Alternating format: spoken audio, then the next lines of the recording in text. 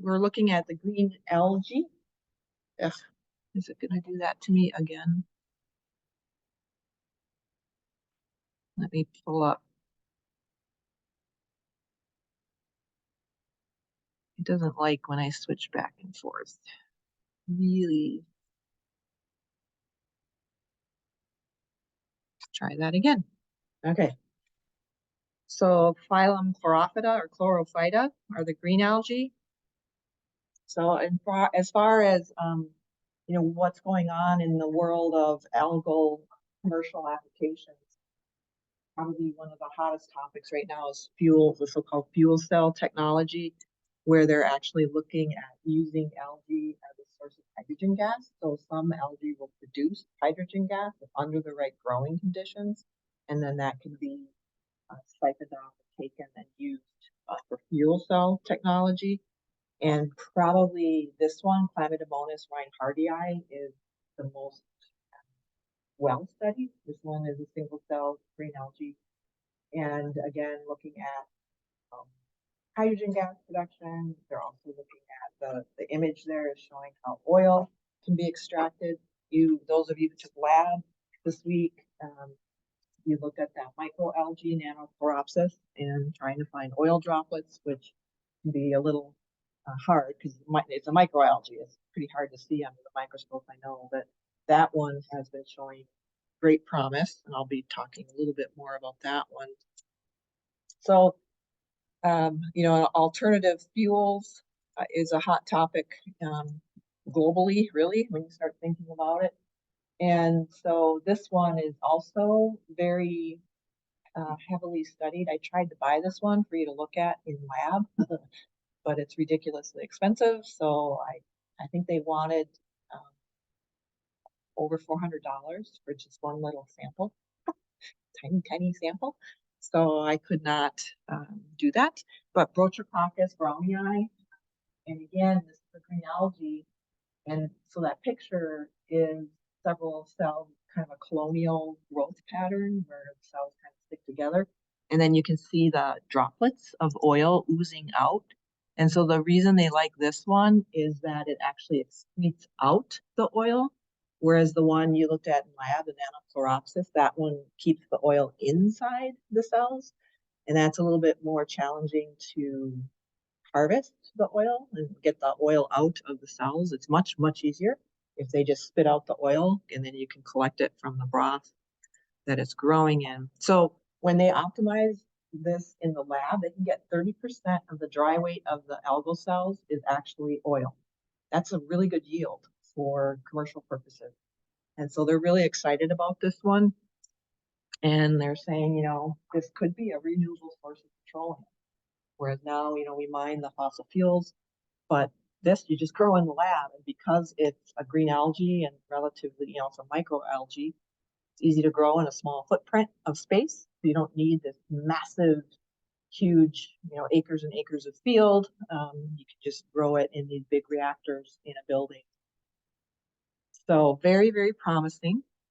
And just the, most people don't think about this, but a lot of plant biologists say that the oil that we're actually extracting out of the ground, they think came from ancient algae and green algae in particular. And a lot of non-botany people don't realize that. So we actually have them to thank for the oils that we're currently extracting out. So, but eventually that's going to cease to exist. And so now they're saying we need another strategy. We're going to keep going with an oil-based economy, essentially.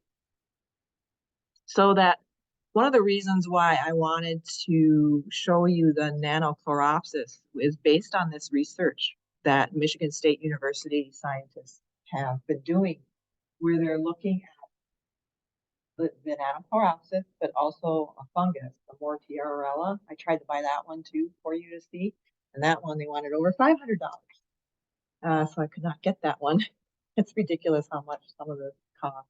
I even sent them a message saying, I just want to use it for non-research purposes. I just want to show the students, and have the students work with it.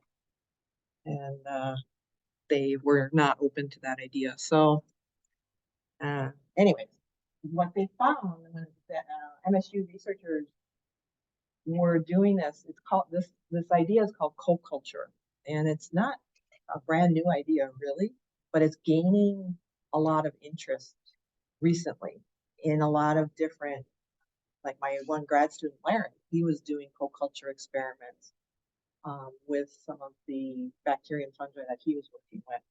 And what we can find is that under the right conditions, when you grow organisms together, they can behave very differently than if they're grown separately from each other. And in this case, what they were surprised to find is when you grow this fungus and algae together, it actually, there's more oil production going on by the Nanochloropsis than if they're grown separately. So something is going on there. They're thinking maybe the fungus is somehow stimulating the algae to produce more oil, but they don't know for sure the details. And so they're still exploring that. But that's often the case when you, I've been working with a lot of very particular bacteria that are good biocontrol agents that can kill off some really nasty plant pathogens. And we're finding that if we grow those good bacteria together, they actually stimulate each other's antibiotic production, which can then kill the plant pathogen. And so this idea of co-culturing is a nice way to think about it, so that, you know, it's kind of like, you know, with some drug treatments like the for AIDS, for example, you get that cocktail mixture of drugs for AIDS patients to take. So it's kind of that idea. You have a mixture of microbes that can cooperate and stimulate each other in the right way, you can end up with a better situation for what you're going for. And so in this case, it's oil production. In my case, it's a better biocontrol agent. And so this co-culture idea, I think, it's coming back. And now we have better technology to work with this co-culture idea in a more realistic sense. So it's really exciting to see how different scientists are thinking about this. But for this one, for Nanochloropsis, they're trying to get that algae to produce a lot of oil. And then Nanochloropsis is also, they're discovering not just for biofuel production, but it actually spits out quite a bit of omega-3 fatty acid type oil, which is actually really good for our nutrition.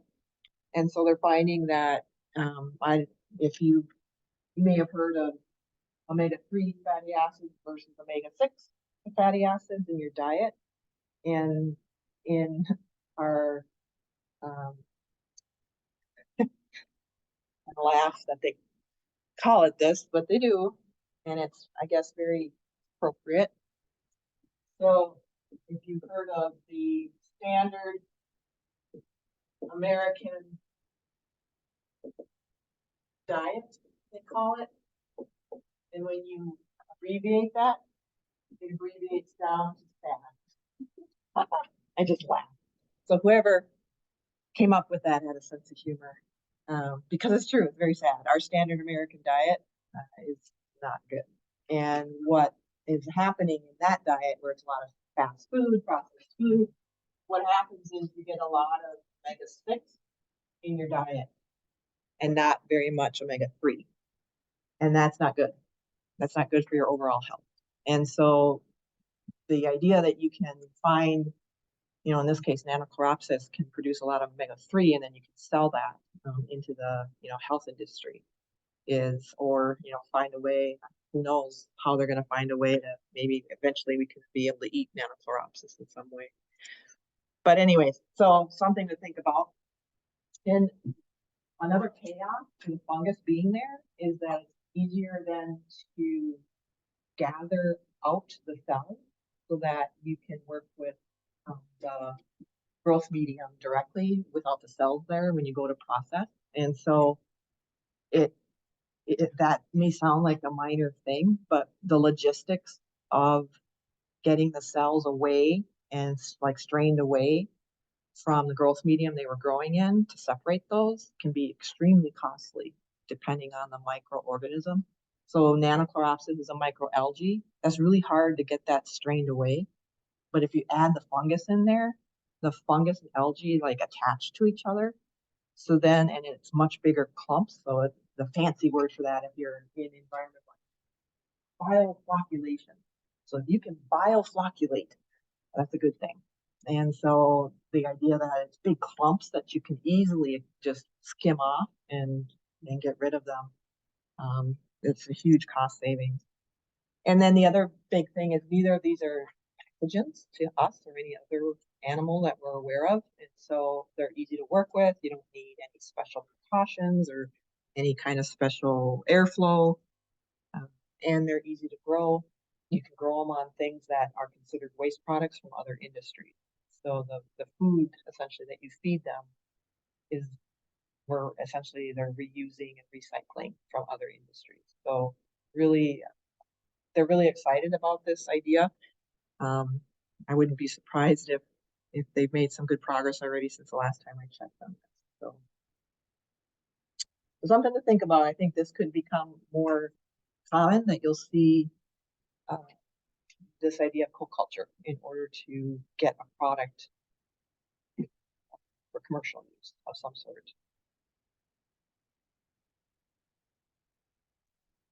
Let me see if I can.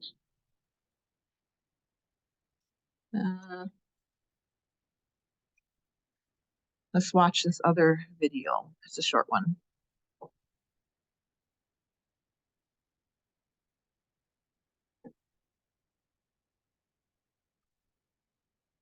I'm gonna stop.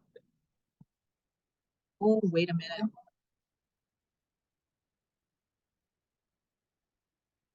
Hang on.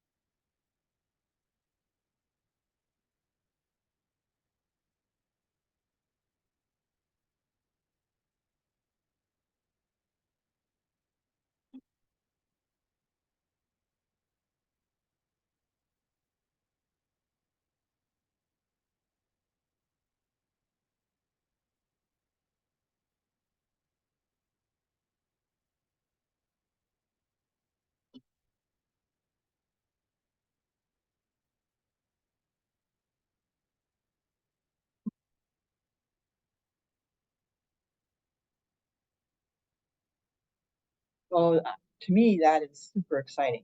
This idea, I mean, it is in essence, they're growing vertical again. If you look carefully at how they're growing those algae, they're vertical growth systems.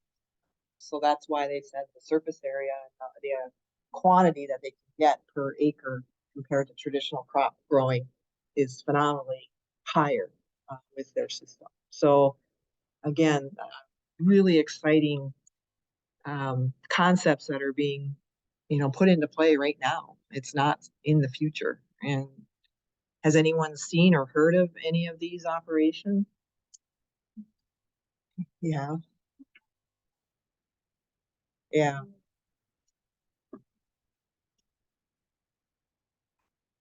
yeah. I mean, that makes so much sense to take essentially waste product from the corn ethanol production, pumping it right over into the algae production.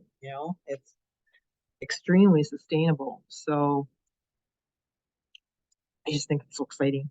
It's going to be, and thinking forward into, um, for when you graduate and get out here and get a job, it just seems like you're going to be able to find all kinds of opportunities out there. It may not be the traditional crop necessarily that you're thinking of when you first got here, perhaps, but boy, by the time you graduate, you're gonna have so many opportunities to be gainfully employed and make a really profound impact on society and environment. So pretty cool. All right, we need to go back into this. Didn't work. Okay, it is working. Okay. Oh, it looks like I kept recording through that. I don't think the video will show up in the recording. Maybe the audio will, but sorry about that. Hit fast forward, I guess, if you're listening to this recording later. Looking at oils, eating the algae, um, using it as feedstock to feed animals being raised for food. One other idea is getting out for space exploration too, thinking about how algae could be used for that if you um, look at the space exploration, especially for long range space exploration, carrying enough oxygen to keep everyone alive is not feasible. And so they're actually looking into using chlorella, which is a green algae, um, to generate oxygen and bring with them and, essentially keep them growing in the right kind of system that would be suitable for um, space exploration. And so they're looking at that. I don't haven't heard anything coming to fruition yet, but I think it's something that they will conquer. Certainly chlorella has been already on the market for food and as supplements. So the reason for that is that it is known to be high in protein and has a good dose of vitamins. It is lacking vitamin C, but other than that, it's good. And the other big thing to think about is how much cellulose is in the cell wall, like how thick is the cell wall of these organisms, because if it's too thick, it's harder for us to digest and get access to nutrients. And so, and then if you're trying to grow this for food for marketability, and having something that can grow fairly rapidly is a definite plus. And so when they are looking for different algae for commercial purposes, these are some of the things, especially for food, these are some of the things that they need to think about.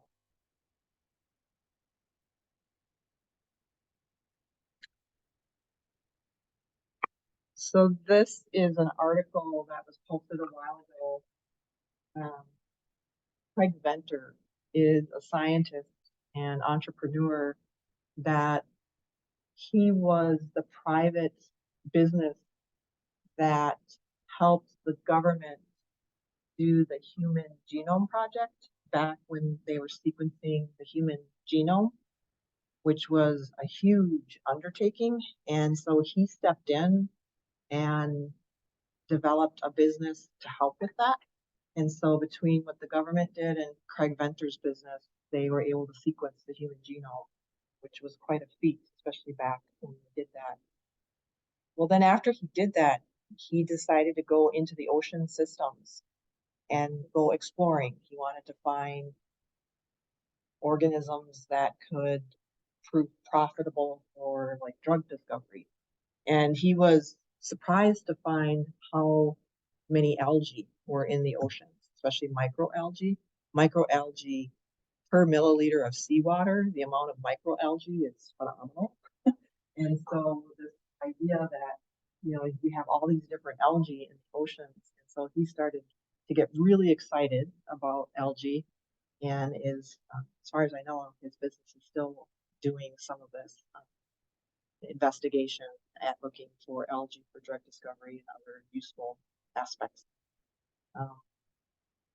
And he is also looking at the idea of genetic modification of the algae to improve the performance of the algae for what he's going for. And so this idea is, he was kind of on the leading edge of it, but it's becoming more mainstream. And some algae are fairly easy to genetically modify to put in certain genes that you want to get the trait that you're going for. And so it's not that hard to do with some of the algae. And again, you don't need a huge space to grow these algae. So just kind of an ordinary building will get you there. And so there's a lot of interest there's so many pluses to the idea of using algae for this type of commercial application. And so this was taken from a paper published online looking at, what currently the algae are being used for. And you can see with the pie chart, most of it is for carbohydrate production, but also oil, protein. All right, so they are looking at using algae for a variety of different applications. You can even buy this if you want. So this is being marketed for people to buy and put on their kitchen counter. Have you seen this at all? I have not seen one in person. When I was looking at it online, they were pricing it out around $265. So a little out of our reach currently. It might settle down into a cheaper price point in a little while, but this is actually spirulina that's being grown in the containers.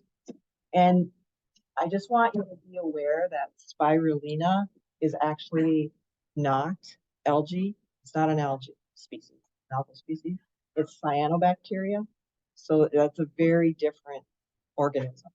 However, you will constantly see spirulina being lumped in with algae. Just website, I went and looked on a bunch of different websites and they just talk about it like it's algae. But in an applied science class at the college level, it's important that you realize, no, it's not algae, it's cyanobacteria. So cyanobacteria are special bacteria. They used to be called cyanobacteria. Okay. Cyanobacteria are bacteria, which means they're prokaryotic.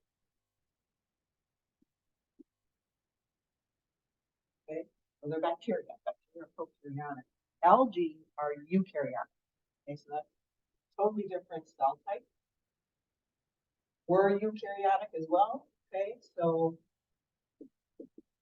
very, very different. So it kind of bugs me when they lump spirulina in with the green algae. Cyanobacteria used to be called, this is another reason why I think this happened, why they lump them in. They used to be called, and still are, blue-green algae. Please don't say that. And please teach anyone who talks about that that's wrong. Because algae are eukaryotic. Cyanobacteria, they're bacteria. Okay, the blue-green, by the way, that cyan, if you look that up, it means blue-green. So unfortunately, they got the nickname blue-green algae, and then they realized, oh wait, they're bacteria. But that name stuck. All right, and so in a science class, let's be careful how we talk about spirulina. Okay. By the way, I know I've had some students asking about like some of the terms. There's a lot of jargon in science, as in any discipline, right? And so when you've been studying your notes and the PowerPoint slides, I know there's a lot of jargon, like amyloplast, parenchyma, sclerenchyma, and I know that can be hard to keep straight. And one trick I learned when I was a student, and I still do it to this day, is that if I can understand what the word means, it's so much easier than to figure it out, right? And so I had to, back in the day, I had to actually buy a Latin book that had Latin phrases and parts of words, and I could look it up. And so, but I think Google Translate might serve that purpose well enough. So you don't have to buy a little, my book is just this little resource, but I can look up like amylose, I can look that up and it says starch, tell me if it's Latin or Greek, which doesn't really matter to me, but it does help. If you can understand the word, I think it helps learn it and learn its function, because I'll be asking you like, what are amyloplasts? What do they do for the plant? All right. And so you need to know not just the word, but what it is and what does it do. Okay. So just keep that in mind. The Google Translate should work, I think, for most. Or there might be another resource online that you can stumble on that does that kind of thing. But I urge you to learn the parts of the word and what does it mean. Okay. Yes. So it's essentially you put it on your kitchen counter, plug it in. It has a light system and the right growth medium in there, and you can grow your own spirulina. And then I think it probably comes with like ways, or they tell you like how to filter it off and like add it to smoothies, or it's a lot of people, that's what they do. They'll add it into smoothies and use that with their smoothie recipe. So, but it's a way to grow your own. That's what they're going for. And so they're trying to empower the average, person to grow your own. And spirulina is very nutritious. So but at $265, I know, maybe we should investigate in lab a way to do it on the cheap. Maybe we should do that. I could get some spirulina. We could play with that a little bit, because I don't think it's that hard. All you need is the right growth medium. And you worked with that this week when you had to mix that, what was it called, bold basal medium. And then you had to add in certain quantities of nitrogen and phosphorus. I mean, that's what you need to grow most algae. And it's not expensive. So if you learned a little bit of this, you wouldn't have to spend $265. Just get a nice grow light and do it. So something we could do. I don't think it'd be that hard. And this is just getting you to think about all the different ways that they're working with algae and what they're going for, and kind of a flow chart of what's needed. So algae do photosynthesis, so they are taking some carbon dioxide from their surroundings and making sugar out of that. All right. So you definitely have to give them some supply of CO2, but that's easy enough. Some version of light, right? That stress condition that you see up there, I just wanted to point that out. Stress condition. So when you grow microbes or algae, like when I grow my microbes, sometimes I have to stress them in order to get them to produce the product I'm going for. So in my case, I want to grow bacteria to produce antibiotics. And I know that in order to do that, I have to stress them a little bit with nutrient deprivation. I have to kind of starve them a little bit, and then they'll start pumping out antibiotics. And so that's kind of the idea there, that if you can understand the algae in this case and what it needs to grow, and then what you have to do to manipulate it to do what you want it to do. And that's like, it's really kind of fun. You have to kind of get to know the organism and figure out a way to encourage it to do what you want it to do. And so there's a lot to that. There's a lot of science to that. What else? So, and then they're just showing some different applications for why they're working with algae. So lots of promise in the algal realm.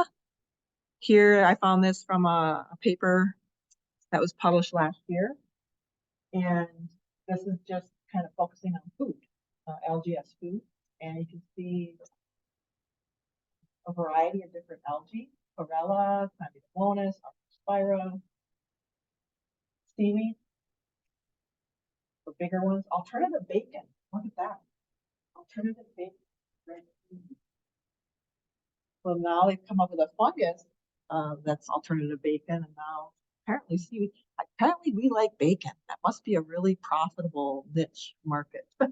So, but you can see that there's several different companies around the world that are getting into this. So I think we're on the upswing of it. So by the time you graduate out, this may be a viable way to make a living.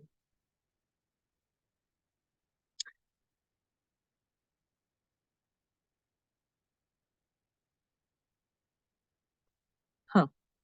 So yeah, a lot of algal-based food.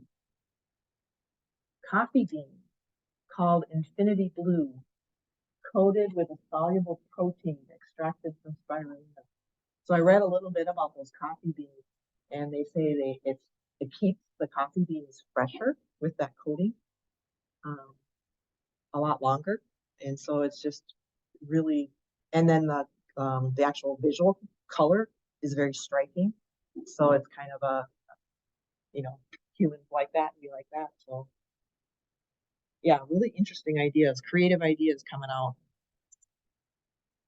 And then you worked with red algae in lab with Chondrus crispus, which is seeing a close-up of it there. And so Chondrus crispus, that's the one that you were boiling in order to extract the agar and carrageenan that it has in its cell wall. So it's using those polymers because it gives a slippery and flexible nature to their body essentially, but we use it for thickeners. And so the image on the right are Petri plates, and you can use agar to solidify up and make a solid substrate.